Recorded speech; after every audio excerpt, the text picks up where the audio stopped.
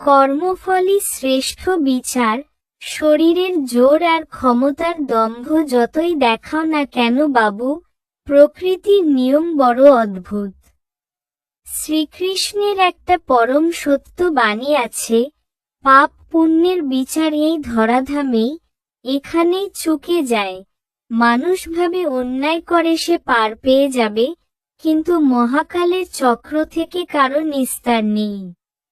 গীতায় শ্রীকৃষ্ণ বলেছেন, অর্থাৎ মানুষ তার কর্ম করতে স্বাধীন, কিন্তু সেই কর্মের ফল তাকে ভোগ করতেই হবে। আজ ক্ষমতার গরমে যাকে আঘাত করছো, কাল সেই আঘাত দ্বিগুণ হয়ে তোমার কাছেই ফিরে আসবে। শরীরের জোর আজ আছে, কাল নেই।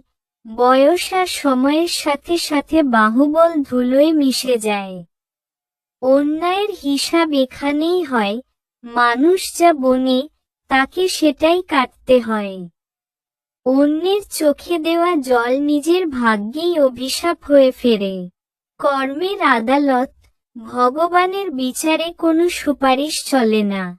অন্যায় করে কেউ কোনোদিন সুখে ঘুমাতে পারেনি, আর পারবেও না। তাই অহংকার ছেড়ে সৎ পথে চলাই বুদ্ধিমানের কাজ। কারণ দিন শেষে শরীরের জোর নয়, মানুষের আসল পরিচয় তার কর্ম ও আচরণ।